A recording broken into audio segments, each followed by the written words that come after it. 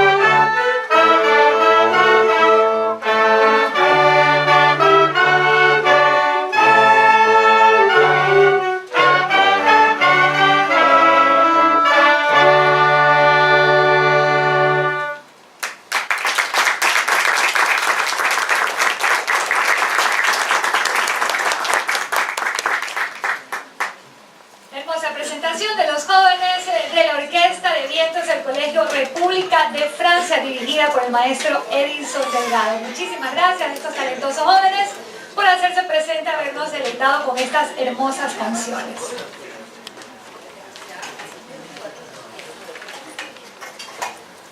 Mientras los despedimos, les comentamos que el día de mañana la charla será en el Museo Municipal, amigos.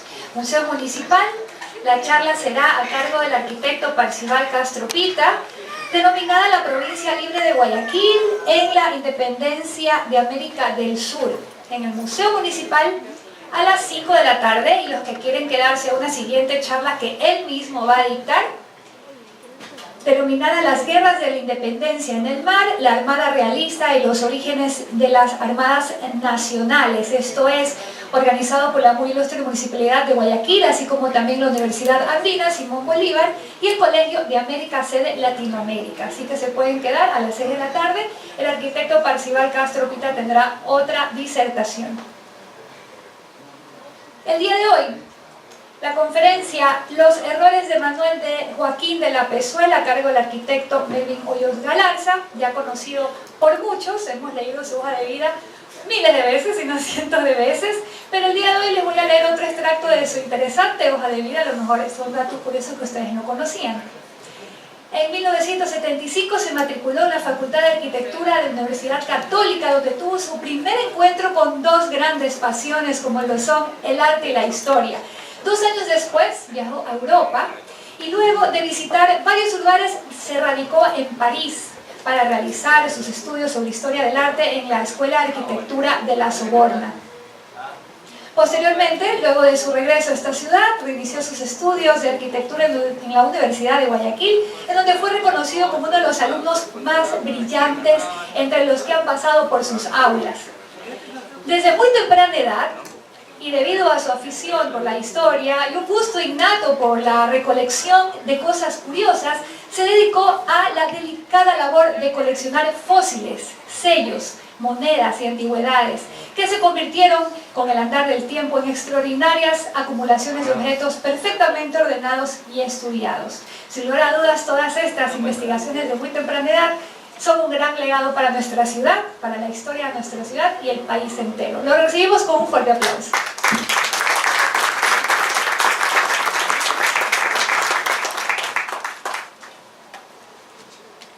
Gracias por su presencia. Bueno, hoy día vamos a ver algo que algunos conocen pero otros no. ¿Por qué digo otros no? Porque realmente es un tema que está incluido en libros de historia que no son de mucho dominio público. Y estos libros de historia nos han permitido dar a conocer primero que nada y para luego dar a conocer cuestiones vinculadas con antecedentes reales de la Revolución de Octubre. Antecedentes reales. Ustedes dirán, bueno, los antecedentes que se conocían no son reales. No, no es que no sean reales. Lo que pasa es que eran muy incompletos y hacían de nuestra Revolución de Octubre un hecho tan romántico, tan de corte neoclásico, tan novelesco, que si bien es cierto estaba muy cargado de epicidad, era tan épico, también es cierto que tenía cosas que eran un tanto inexplicables. El paso de los años y el hallazgo de documentación que ha permitido ir aclarando más y mejor el evento, nos han hecho la Revolución de Octubre más real, nos la han hecho más humana, nos la han hecho más épica también, porque no ha sido tan pan comido como decían los cronistas de antaño, y nos ha permitido ahora conocer la verdad. Han pasado casi 200 años. En el 2020 van a ser 200 años de la Revolución de Octubre. Y parece mentira que haya tenido que pasar tantos años para que fuesen apareciendo documentos, libros, se comiencen a hacer investigaciones que arrojen más luz con respecto a este tema, para que ahora sí podamos conocer un hecho que historiográficamente puede ser realmente ajustado a la verdad de lo que sucedió. Comencemos por donde debemos empezar. Vamos a ver. Nosotros conocemos 3 documentos que son básicamente los que nos han permitido decir lo que hemos dicho, he leído y visto con respecto a la Revolución de Octubre. Esos son los testimonios que dejó Villamil, los testimonios que le deja a su familia Roca y que publica Emilio Roca, y los testimonios que salen publicados por Fajardo, es decir, lo que a Fajardo le tocó también ver en su momento. Estas 3 fuentes básicas, una de estas 3 fuentes básicas es la primaria, la de Villamil. Si uno chequea los testimonios de Roca y Fajardo, va a darse cuenta que hay mucho de lo de Villamil allí. Villamil además coge y hace referencia a algo que había vivido casi 40 años atrás. Es decir, no debe haber tenido tan clara la memoria de los sucesos. Claro está de que existía documentación sobre el tema. El archivo de la ciudad tenía documentación sobre el tema y esta documentación la va a utilizar Camilo de Estruje para que en la época en que se convoca un concurso para el año 1919, para que para el año 1920 se presente un libro que hablase sobre la Revolución de Octubre. Él participa en este concurso bajo el seudónimo de Damecourt y utiliza toda esa documentación que existía.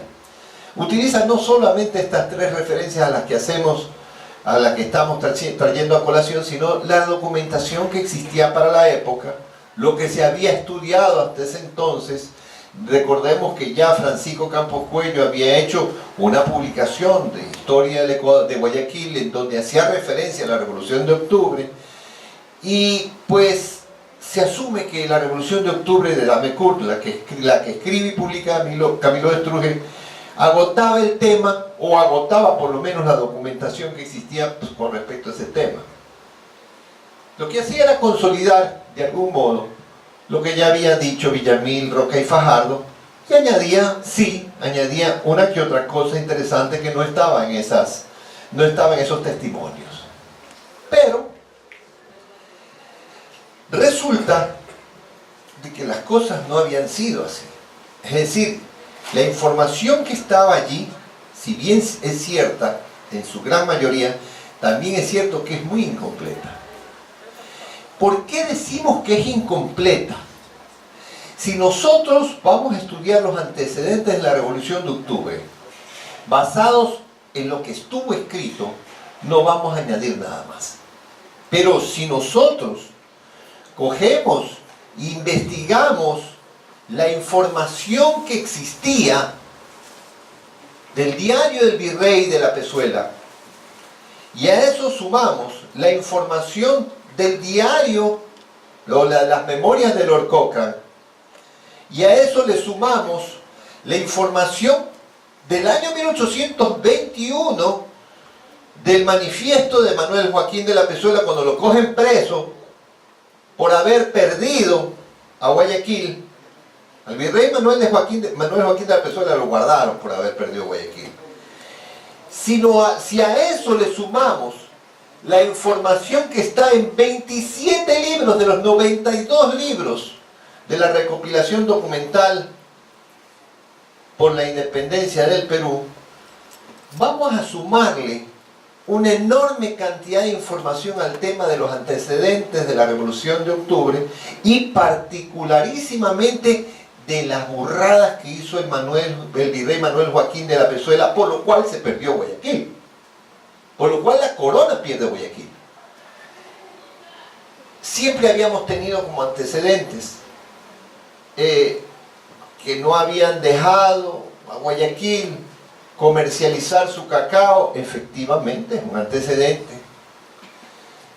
Que Caracas era la que se beneficiaba con esa prohibición de comercializar el cacao por parte de Guayaquil. Efectivamente. También habíamos escuchado mucho de que Guayaquil no la dejaron comercializar, pero igual lo vendía por contrabando. Claro, ni bobos, no iban a morirse de hambre porque los otros no nos dejaban vender. Y todo eso lo conocimos y lo escuchamos y lo leímos una y otra vez, y siempre consideramos que a eso se le sumaba el hecho de que las autoridades debían ser chapetones de ley, es decir, debían ser españoles nacidos en la península. Si no, no había cómo aspirar a un trabajo si eras criollo, si eras nacido aquí. Y cuando digo nacido aquí, era nacido en América. Eso era una yetatura. No había cómo aspirar a un puesto público de importancia si tú eras americano. Esto era lo que nosotros considerábamos por años, que eran las razones por las cuales se había llevado a cabo la revolución, ¿cierto? No nos imaginábamos que podía haber algo más que sirviera como antecedente, que realmente fueran móviles o que estuvieran dentro de los antecedentes cosas que fueran parte de las acciones tomadas por el virrey en su momento. Cuando en el año 2010 Enrique Muñoz Larrea encuentra en el Archivo Militar de Segovia otro documento, un documento que no era otra cosa que un consejo de guerra que le hacían a un soldado apellido Salgado, y al que Martínez de Campos, el segundo oficial después de Benito García del Barrio, de Granaderos de Reserva, ese segundo oficial sirve de testigo de descargo. En ese documento se abunda sobre información que entraba no solamente en los antecedentes, sino que además entraba en los hechos y en las consecuencias de la Revolución de Octubre, cambiando pero totalmente lo que se había leído, se había visto hasta ese entonces. Es cierto que al ser el documento, un documento que pretende ser testigo de descargo de un soldado que era traidor a la corona, y que la verdad es que era un bailarín porque estuvo en todas partes, tenía bastante de exageración. Pero conociendo como conocemos la verdad de los hechos, se puede sopesar lo que existe en ese documento y ver qué es verdad y qué es mentira. Es fácil de darse cuenta. Hay cantidades que son exageradas para más y para menos, que corresponden a la cantidad de soldados que estaban en Guayaquil para ese entonces. Hay unos que asumen muertos, hay otros que asumen traidores y que no lo son, unos que supuestamente han muerto y no han muerto, sino que se pasaron a la causa de los próceres. Bueno, hay información que no es confiable, pero hay una que sí es confiable y perfectamente factible ver cuál es. Esto se sumaría ¿a qué? Al manifiesto del virrey de la Pezuela, documento muy poco conocido, a las memorias de Lord Cochrane, a las memorias del mismo virrey de la Pezuela y a los libros que hablan de Guayaquil y que son de los 92 o 97 libros de los documentos para la independencia del Perú. Realmente es una documentación contundente de verdad. Y veamos por qué. Vamos a ver por qué. Para poder entender, y ya leyendo toda esta información nueva, para poder entender por qué las acciones de los virreyes, o particularmente de la Pezuela y de los gobernadores que hubo aquí desde Indaburu hasta Vivero, necesitamos de ley saber qué pasaba en Guayaquil entre el año 1817, 18 y 19. ¿Qué pasaba aquí cuando fue Indaburu el gobernador de Guayaquil? Este hombre debe haber estado loco. ¿Por qué? Le tenía bronca a todos los oficiales que habían en el ejército que estaba custodiando el puerto de Guayaquil. No solamente que obedecía una disposición del virrey mediante la cual todo soldado de origen español debía recibir el 100% de su sueldo. Todo soldado que estuviese acandonado en Lima debía recibir 2/3 de su sueldo. Todo soldado que fuese peruano, todo soldado que estuviera acantonado en Arequipa podía recibir la mitad de su sueldo, y menos de eso todos los soldados americanos. Es decir,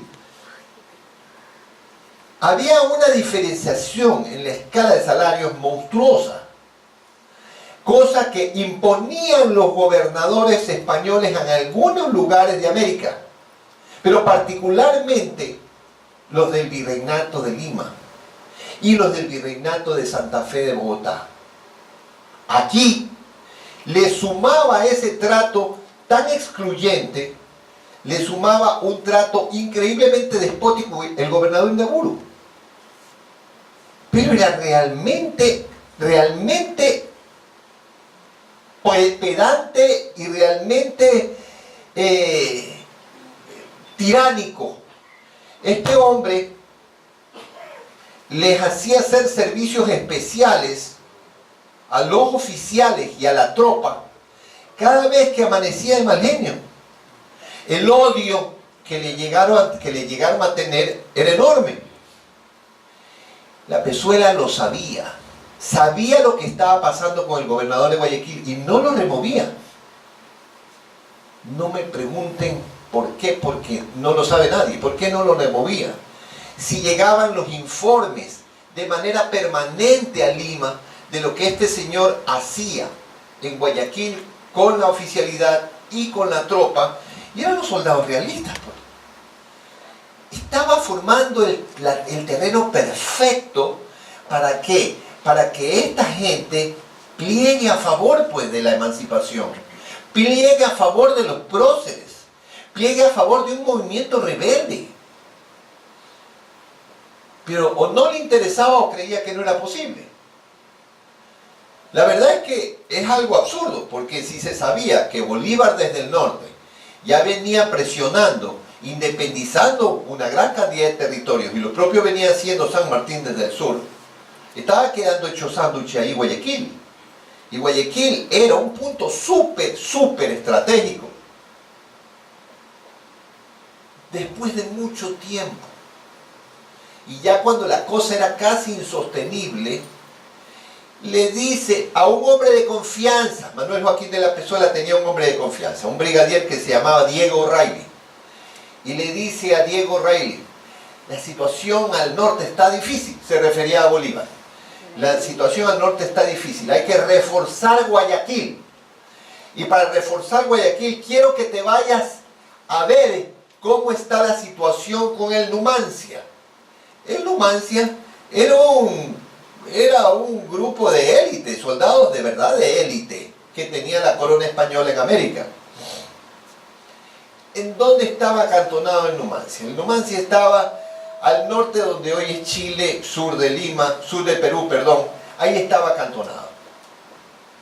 Diego O'Reilly va, ve cómo anda la situación del Numancia para hacer un traslado a Guayaquil.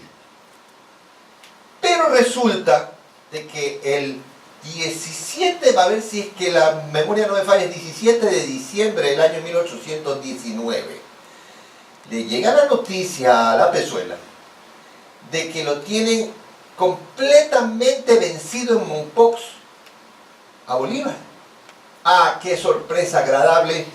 Ya si lo tienen frenado a Bolívar, quiere decir que es más fácil la situación para Guayaquil. No traigas a Numancia. Se pone en contacto con Diego O'Reilly y le dice: no muevas a Numancia. ¿Dónde está? Tráete al Granaderos de Reserva. Vean, esta es la primera metida de pata de este hombre, y les voy a explicar por qué. A algunas personas ya se los he contado alguna vez, pero el Granadero de Reserva estaba compuesto en su gran mayoría por soldados americanos, particularmente del Perú, con un grupo importante de soldados del Cusco. Como eran americanos, tenían pues ese trato excluyente al que hemos hecho referencia. No les pagaban poco, no le hacían ascensos militares. Y entonces, ¿qué soldado estando en esas condiciones puede sentirse bien? Ninguno. Peor, si eran soldados indisciplinados que normalmente tendían a la deserción. El Granaderos de Reserva era un batallón de desertores natos. Habían desertado 4 veces en diferentes situaciones y circunstancias que habían tenido otros virreyes, y este en particular 4 veces. Bueno, aquí es que yo trato de pensar, ¿qué tenía en la cabeza la Pezuela? ¿Cómo puede ser posible de que, sabiendo de que este golfo y esta ciudad eran un punto increíblemente estratégico, no solamente por lo metido que está, sino por la riqueza que poseía, cómo puede ser posible que este hombre mande un batallón que se caracterizaba por ser desertor? Lo cierto es que para el mes de abril del año 1820, abril de 1820, comienzan a llegar en 3 bergantines, en 3 fragatas, eran 3 fragatas. Llegan en la Prueba, en la Venganza y en la Esmeralda, comienzan a llegar estos granaderos de reserva. Para que ustedes se hagan una idea de estos personajes, de los 600 hombres, óiganme bien, de los 600 hombres que estaban siendo trasladados hacia Lima, para de ahí saltar a Guayaquil, 200 venían enfermos. ¿Ustedes creen que 200 iban a venir enfermos? Se ha dicho de todo al respecto. Es más, en uno de los libros de los documentos para la independencia del Perú, uno de esos libros habla de que se ha pescado a un grupo de 17 hombres que están haciendo lo imposible para parecer enfermos. Claro, estaban tratando de no ir a donde los estaban mandando. El virrey, para que no logren su cometido, hace que transborden a 2 barcos más grandes y los mandan directamente de Chancay a Guayaquil. Es decir, que no bajen a tierra, que lleguen a Chancay y en Chancay transborden a otro buque que se llamaba el Esmeralda, el Prueba, el Venganza,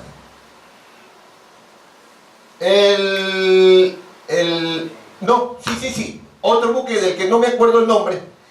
Oigan, que se vengan directo a Guayaquil. Aquí ya llegaron curados, pero ya se puede imaginar cómo estaban. Es decir, no estaban para nada agradecidos con la transferencia de donde estaban para acá, ni tenían ni la más mínima intención de cumplir ninguna orden. Gracias a Dios, para ellos, a Indaburu lo sacan un día antes de que lleguen y trasladan a Pascual Vivero. Pascual era más Pascual, era más tranquilo, ¿no?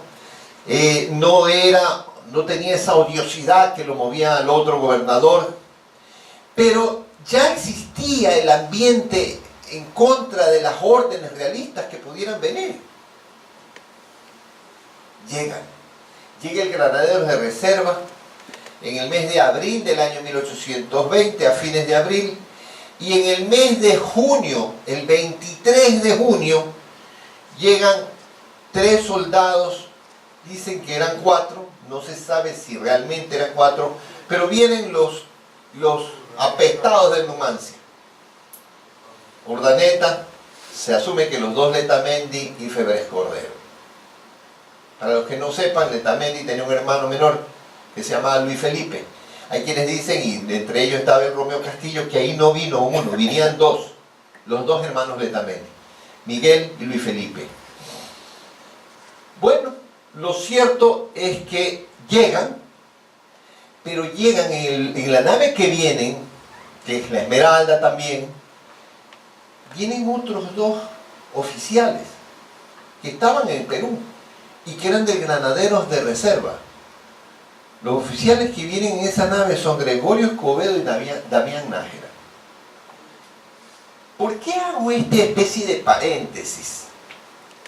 Porque si los del Numancia venían con la sangre en el ojo en contra de la corona, y los otros, que eran del Granaderos de Reserva, también tenían la sangre en el ojo con la corona, imagínense lo que vendrían conversando en los días que duró el viajecito hasta acá. Deben haber venido rajando en contra de la corona, que da miedo, pues. Entonces, vamos entendiendo qué metidota de pata la del virrey de la Pezuela. Realmente es una metida de pata grande. Cuando a él lo mandan preso, él echa el muerto a sus asesores. Y aquí hay una cosa curiosa que vale la pena analizar, nunca nadie la ha analizado, pero el principal asesor que tenía el virrey Manuel Joaquín de la Pezuela era nada más ni nada menos que el general José de la Mar. Claro, para ese entonces el general Lamar es realista, pero no creo que haya sido tan realista, francamente, en honor a la verdad, porque un hombre como él ya debe haber estado alimentando ideas libertarias. Y era el asesor principal que entendía la Pezuela. A lo mejor él lo hizo meter la pata, pero en todo caso, es una conjetura eso, eso no es historia, es una conjetura personal. ¿Qué es lo que está pasando aquí?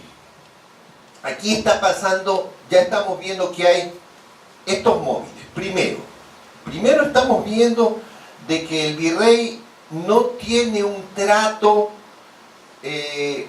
justo con los soldados americanos, que esos recortes en los sueldos y esas diferencias en los sueldos, según sea el caso de si es español o si es del ejército de Lima o si es el ejército de Arequipa o si no es ninguno de los tres casos, va decreciendo los ingresos, que no les da los ascensos que les corresponden si es que no tienen, si es que no son españoles, que coge y envía, en vez de mandar al Numancia para que realmente coja y salvaguarde la integridad del puerto, que era tan importante para la corona, coge y manda al batallón que tenía una mayor historia de deserción de todos los batallones que estaban en América.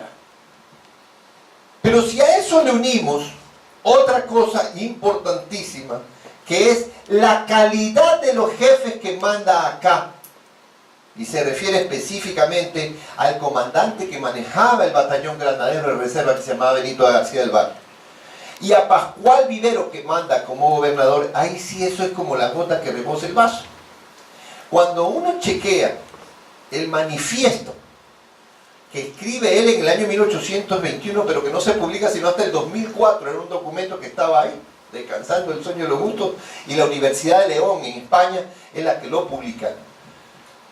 Uno ve que él dice, yo no sabía, esto dice Manuel Joaquín de la Pezuela, yo no sabía que era tan incompetente e incapaz el primer comandante de Granaderos de Reserva, se refiere a Benito García del Valle.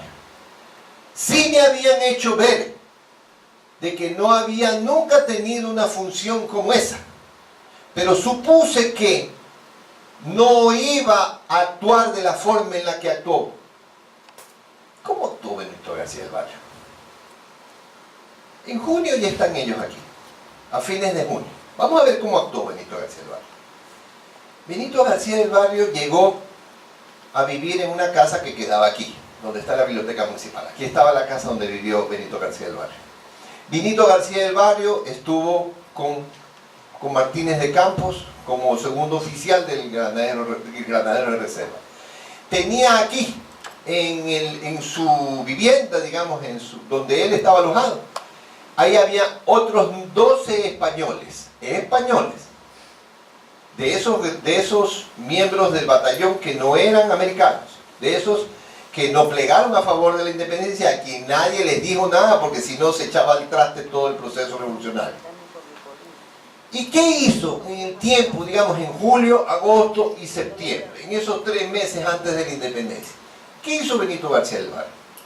Lo único que podemos saber es conjeturas, de que debe haber estado revisando los fortines que habían, que eran de apeseta. Estaba el fortín de la Planchada, la batería de las Cruces, teníamos aquí también, a la altura donde estaba la Armería del Rey, frente a donde está el Balra, también había una serie de cañones, había cañones también arriba en el fortín de San Carlos.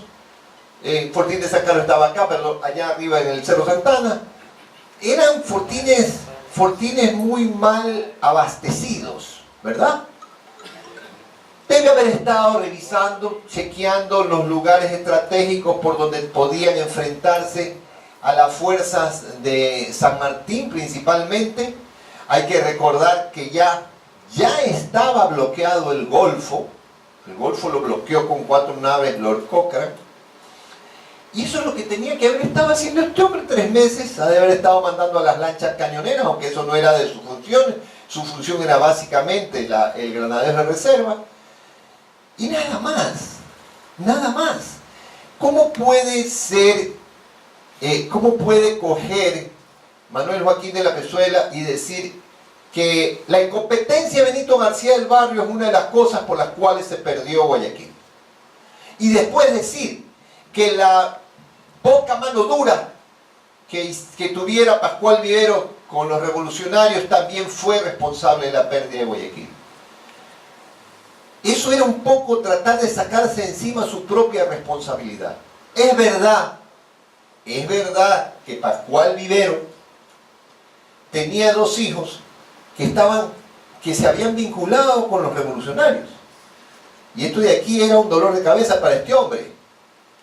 Eso de allí podía ser un verdadero problema para él, y él lo sabía, y eso puede haber hecho de que sea más suave su posición cuando él supo de que efectivamente había un complot y mandó a formar en el malecón a todo el granadero de reserva, un poco para tratar de meterle miedo a los complotados. Es verdad. Pero de allí a que eso sea parte de la culpa de que se haya perdido Guayaquil, es más bien una justificación que hacía el virrey Manuel Joaquín de la Pezuela. Este conjunto de antecedentes que hacen y lo señalan a Manuel Joaquín de la Pezuela como el verdadero artífice, sin quererlo, de tener la tierra fértil para sembrar la semilla de la revolución y que ésta germine, es algo que no sabíamos en el pasado. Es algo que lo sabíamos a medias, o se suponía, o quienes más habían estudiado la historia de la Revolución de Octubre lo suponían. Y miren qué tan nuevo es esto, que para la década de los 80, Julio Estrada y Casa publica un libro que se llama La lucha de Guayaquil por el Estado de Quito, y ninguno de estos documentos es utilizado. Ninguno. Don Julio utiliza todo lo que tiene en la mano para ese entonces. Pero casualmente, y esto es lo que a mí me sorprende, que siendo un hombre muy meticuloso en sus investigaciones, no haya usado hasta la saciedad los documentos por la independencia del Perú. ¿Por qué? Porque si él saca el libro de la lucha por la independencia de Quito en la década de los 80, y esa colección de 90 y pico documentos salió en el año 75, porque la sacan es por el sesquicentenario de las batallas de Junín y Ayacucho, entonces eso sí estaba a la mano. Eso no fue tocado. Y son más de 27 tomos en donde hay información sobre la independencia de Guayaquil.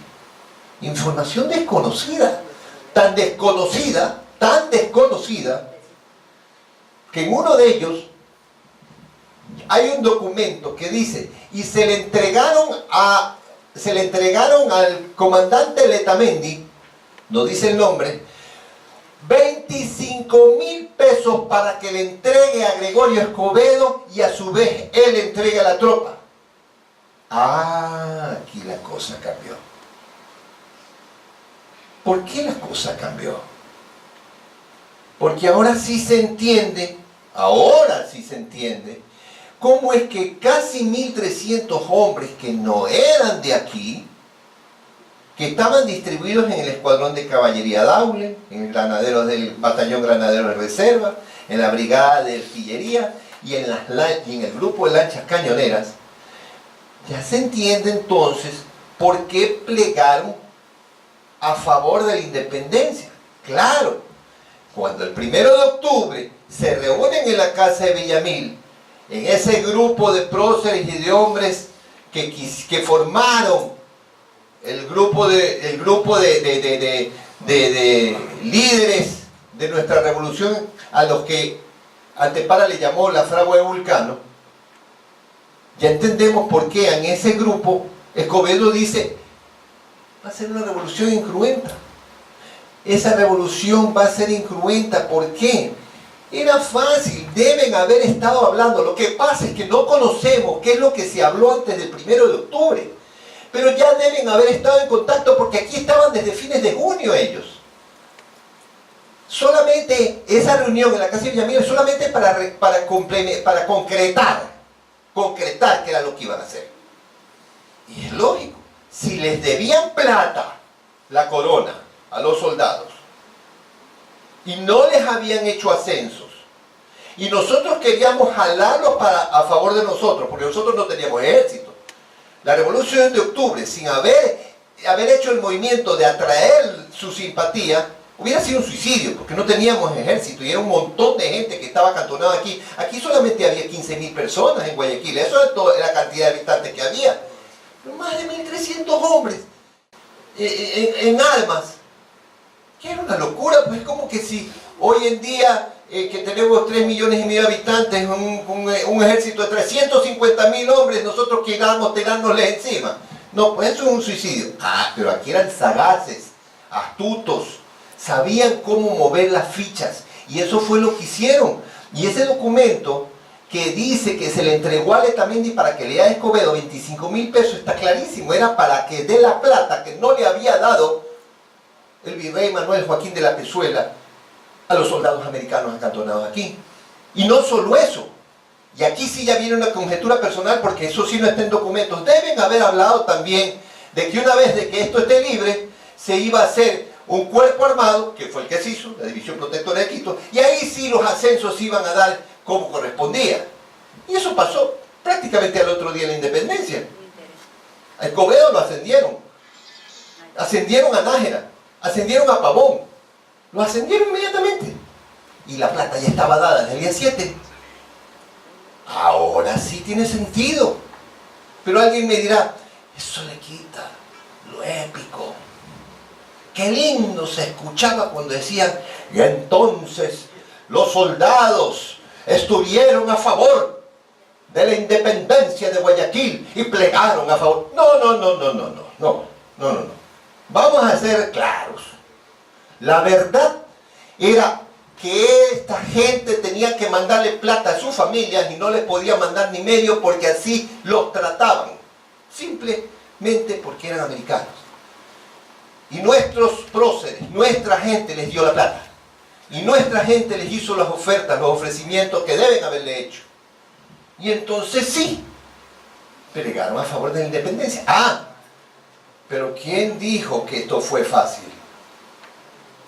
Lo dijeron nuestros mayores, lo dijeron los historiadores de antaño, que dijeron, y un solo muerto hubo, Joaquín Magallanes. Mentira. Hubo más muertos. Esa sí es la sorpresa del año 2010. Cuando encuentran en el Archivo Militar de Segovia ese documento que es el Consejo de Guerra al Soldado Salgado, dicen algo que tiene mucho sentido. No solo dicen, sino que ponen listas. En ese documento están las listas de cuántos soldados y cuántos divisiones tenía cada uno de los grupos armados que estaban acantonados aquí. No solamente dicen eso, dicen las nacionalidades. ¿Y por qué yo lo digo con tanto énfasis? Porque había un montón de españoles. Esa revolución pudo haberse reventado en cualquier momento, era más peligrosa de lo que nos han contado. Había un montón de españoles. ¿Y dónde estaban básicamente? En el Granaderos de Reserva y en el Escuadrón de Caballería Daule. Se nos ha contado de que hubo un muerto. El comandante que manejaba el Escuadrón de Caballería Daule, Joaquín Magallanes. Mentira. 9 muertos hubo. Y ya lo vislumbraba para el sesquicentenario de la independencia cuando sacó su libro Abel Romeo Castillo y lo dijo, sino que no se lo repitió nunca más, que con Magallanes murieron 9 hombres. Lo dijo Abel Romeo Castillo hace muchos años. Pero lo que no había dicho, porque no tuvo la información documentada a la mano, es que también cuando trataron de apresar a Benito de García del Barrio se murió un montón de gente. Y no solamente morían realistas. ¿Acaso nosotros éramos Superman o éramos invulnerables? También moría gente del lado de acá. 36 muertos hubo, según este documento encontrado en el archivo militar de Segovia. Entonces, ¿qué es lo que estamos viendo aquí de interesante? Aquí estamos viendo algo muy interesante, que si bien es cierto, se le pagó para que no participaran en la revuelta los soldados peruanos, también es cierto que hubo tantos españoles que la cosa no fue tan pan comido como nos han contado por décadas. No hubo un solo muerto, hubo 37 muertos. Y pudo haberse hecho pedazos la revolución porque la oficialidad eran españoles. Eran españoles la oficialidad. Es decir, los que estaban, la cúpula militar, era de españoles. Y ya por formación militar mismo, esto hacía difícil la revolución. Vean ustedes cuán distinto ha sido todo, cuán diferente ha sido todo, que si bien es cierto, por un lado se pierde un poco ese romanticismo neoclásico de la época en donde ese plegada a favor de la independencia no fue tal, sino que hubo billete. Pero por otro lado, no fue tan pan comido, fue dificilísimo tomarse las plazas de Guayaquil. Los antecedentes de la independencia, la responsabilidad del virrey Manuel Joaquín de la Pezuela, nos aclaran enormemente el panorama.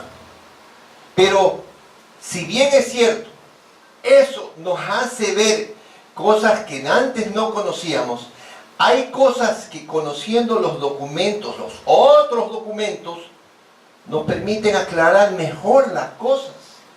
¿Por qué razón, por ejemplo?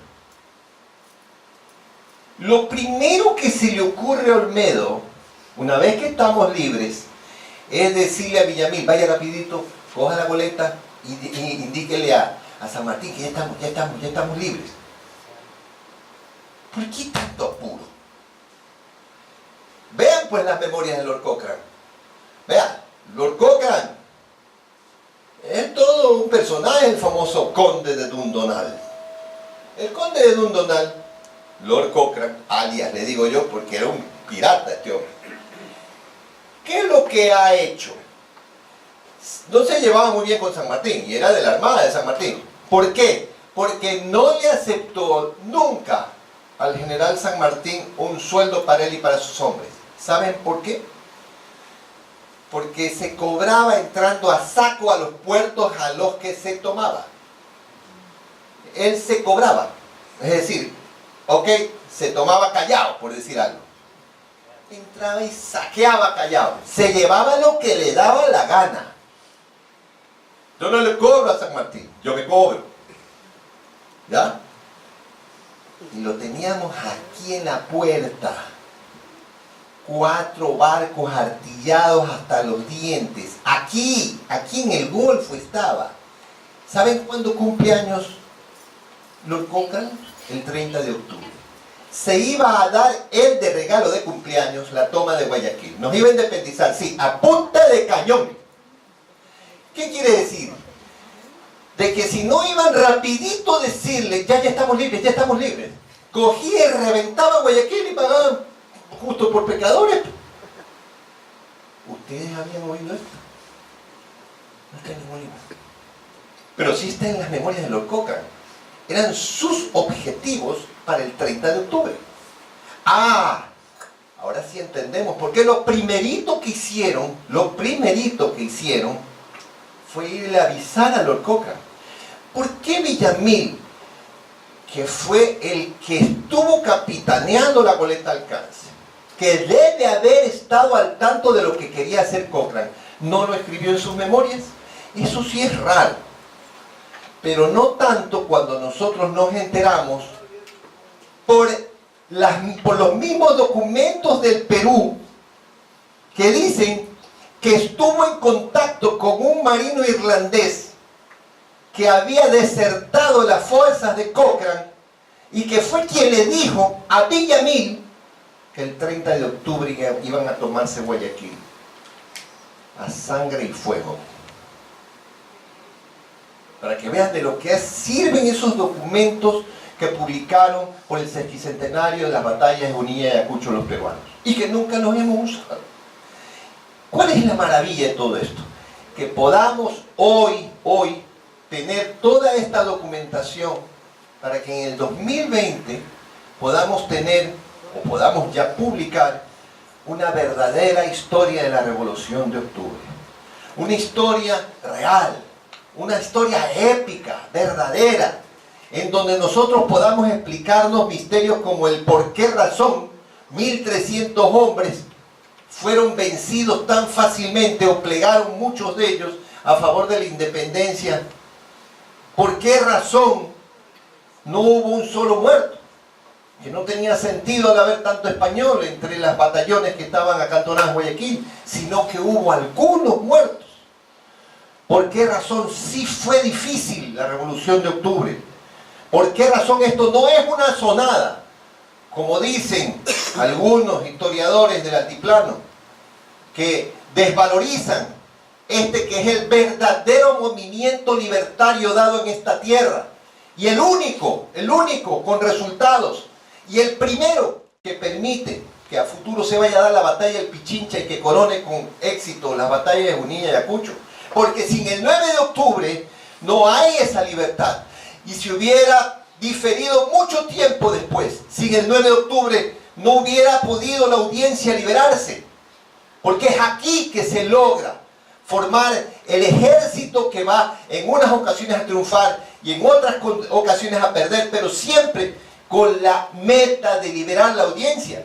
Batallas como las de Coni, Camino Real, Tanizagua o los dos Huachis son para eso. Y Olmedo coge y le da todo lo que necesita a Antonio José de Sucre para que pueda liberar finalmente toda la audiencia de Quito aquí.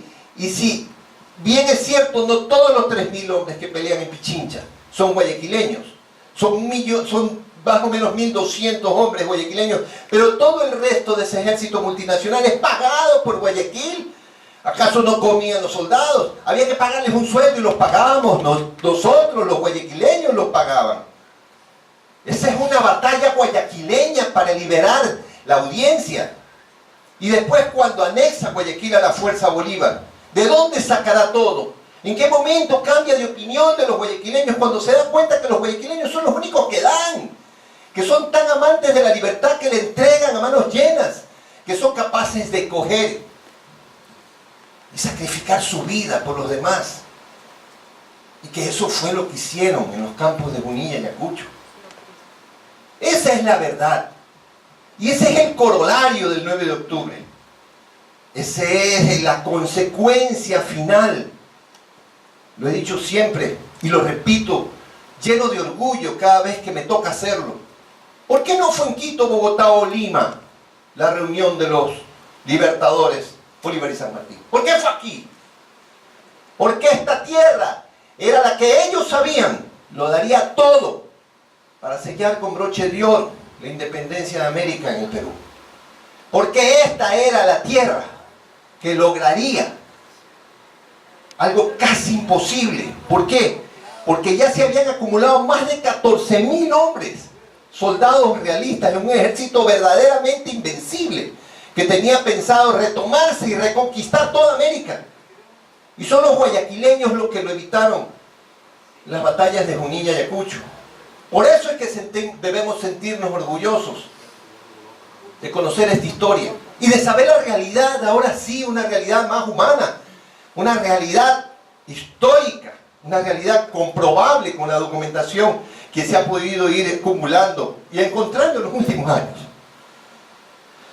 Para mí realmente es apasionante hablar de este tema, como podrán darse cuenta, es algo que hasta me conmueve. Hay momentos en que no puedo evitar que se me quiebre la voz. Cuando me pongo a pensar cómo deben haber luchado por hacerse dueños de su destino, cómo deben haber luchado por hacerse dueños de su futuro, y cómo siguieron luchando para ver una patria crecer en la revolución del 6 de marzo y después en la revolución liberal. Ese es nuestro legado, y es importante saber la verdad como ahora la conocemos. Muchas gracias. Perdón. Una corrección. El día de mañana, el historiador que va a dictar la charla después de Parcival es un famoso historiador apellido Marchena, que está siendo traído por la Universidad Andina Simón Bolívar, y que es un experto en astilleros, experto en algunos temas de la historia de América. Les recomiendo que después de la charla que dé Parcival Castro en el auditorio del museo, se queden, porque pocas veces se tiene la oportunidad de tener un historiador de ese calibre en el Ecuador. Muchísimas gracias.